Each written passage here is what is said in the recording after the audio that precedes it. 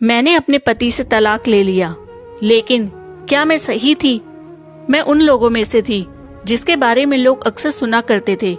ऐसी लड़की जिसने अपने माता पिता की बात नहीं मानी और अपनी पसंद के लड़के से शादी कर ली, लेकिन रिश्ता नहीं चला पाई और तलाक ले लिया। ये बुरा सपना मेरे लिए हकीकत था। हर दिन लोग मुझे घूरते थे या फिर ताने सुनाकर जाते थे, जिसने मुझे खुद पर ही शक करने पर मजबूर कर दिया। मैं इन सब चीजों के दबाव में आने लगी और लगता था कि बस जमीन में समा जाऊं ताकि मुझे ये सहना ना पड़े। हालांकि मैं इससे दूर नहीं भाग सकती थी।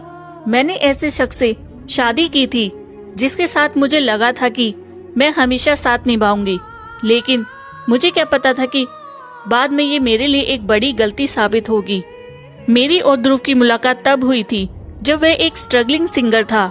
वह बार और रेस्टोरेंट में गाया करता था। वह इससे होने वाली कमाई से घर के खर्चे उठाता था। वह बहुत ही आकर्षित व्यक्ति था और उसकी आवाज ने मेरा दिल जीत लिया था। मैं उस पब में काफी ज्यादा जाती थी जहां वह सिंगिंग करता था। उस समय मैंने बतौर बैंकर अपने करियर की शुरुआत की थी। एक दिन मैंने हिम्मत कर उससे बात की। हम दोनों घंटों तक लगातार बातें करते रहे और तभी रुके जब गार्ड ने हमें बताया कि पब बंद करने का समय हो गया है। कुछ महीनों बाद हमें एक दूसरे से प्यार हो गया। हम डेट पर जाने लगे और मैं उसके म्यूजिकल शोज के लिए मदद करने लगी। वह मेरा बहुत ख्याल रखता था और अच्छे से पेश आता था। ध्रुव मुझे अच्छे से समझता था और मैं जब उसके साथ होती थी तो बहुत खुशी महसूस करती थी।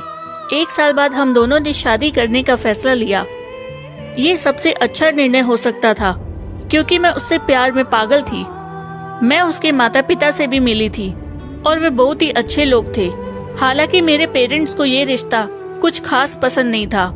उनका कहना था कि लड़के के पास कोई असली काम नहीं है और वह अभी भी संघर्ष ही कर रहा है, जिस वजह से हमारा भविष्य सुरक्षित नहीं बन सकेगा। लेकिन मैं एक मजबूत और आत्मनिर्भर महिला थी। मैंने इन सब बातों पर ध्यान न देकर फैसला किया कि मैं ध्रुव से ही शादी करूंगी। शादी के पहले कुछ साल काफी खुशी से बीते।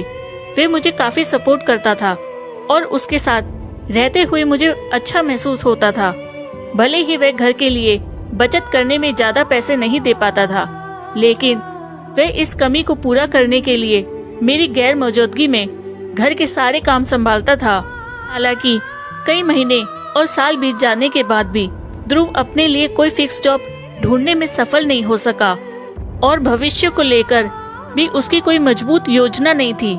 शादी के 2-3 साल बीत जाने पर वह अपने खर्चों को लेकर मेरे ऊपर काफी ज्यादा निर्भर होने लगा।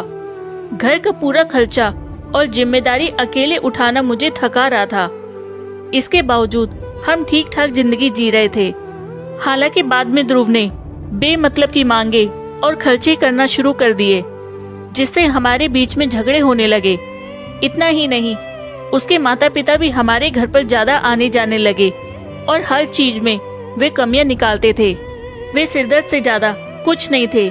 मैंने इस बारे में ध्रुव से बात करने की कोशिश की, लेकिन उसने इसे इग्नोर कर दिया। हमारे बीच में बात होना बंद हो गई और फिर आखिर में तभी हुई जब हम एक दूसरे पर इन मुद्दों को लेकर चिल्ला रहे थे। मेरी खुशियों से भरी शादीशुदा जिंदगी एक जंग का मैदान बन चुकी थी। हमारे बीच में रोज झगड़े होने लगे। मैं उसका अटेंशन पाना चाहती थी और उम्मीद करती थी कि वे एक जिम्मेदार जीवन साथी बने। मेरी सभी कोशिशें बेकार रही और हमारे बीच में पूरी तरह से बात होना बंद हो गई। ये काफी परेशान कर देने वाला था। मैं किसी ऐसे शख्स के साथ नहीं रह सकती थी जो इतनी मुश्किलों की जड़ बन रहा था। मैं उससे जितना प्यार करती थी उतना ही प्यार मुझे खुद से था और मैं अपनी भी इज्जत करती थी। मुझे इस रिश्ते से 1 साल में ही इतना दुख मिला कि आखिरकार मैंने अलग होने का फैसला ले लिया। मुझे तब और पीड़ा महसूस हुई जब मैंने देखा कि ध्रुव तलाक से हमारे रिश्ते को बचाने की इच्छा तक नहीं दिखा रहा था। वह इसके लिए राजी हो गया। इस पूरी स्थिति के दौरान भी हमारे बीच कोई बात नहीं हुई। मैंने फिर भी कोशिश की, लेकिन उसकी ओर से कभी मुझे जवाब नहीं मिला। महीनों बाद तलाक की कानूनी कार्रवाई पूरी हुई और हम अपने अपने रास्ते निकल पड़े। मैंने कभी सोचा भी नहीं था कि मैं एक ऐसी शख्स बन जाऊंगी जो अपने पेरेंट्स की बात ना मानकर अपनी इच्छा से शादी करे और फिर उसका ये नतीजा निकले। साल 2016 में हमारा तलाक हुआ था। मैंने अपनी नौकरी करना जारी रखा, लेकिन मेरे बुरे शादीशुदा जीवन ने मुझे भावनात्मक रूप से बुरी तरह से थका दिया था। मुझे अभी भी ध्रुव की बहुत याद आती है।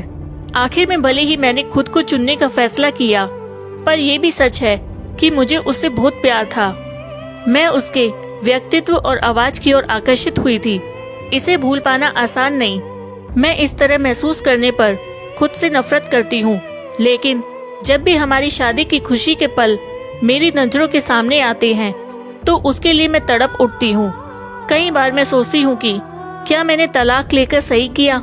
हम दोनों के बीच में किसी तरह का संपर्क नहीं है। मेरे पेरेंट्स मेरी दूसरी शादी के बारे में सोच रहे हैं, पर मैं सोचती हूँ कि क्या मैं फिर से ऐसा प्यार किसी और से कर सकूंगी। आशा करती हूँ आप सभी को कहानी अच्छी लगी होगी। कहानी अच्छी लगी तो मेरे चैनल को लाइक एंड सब्सक्राइब करें। आगे ही ऐसी कहानियां सुनते रहिए। धन्यवाद।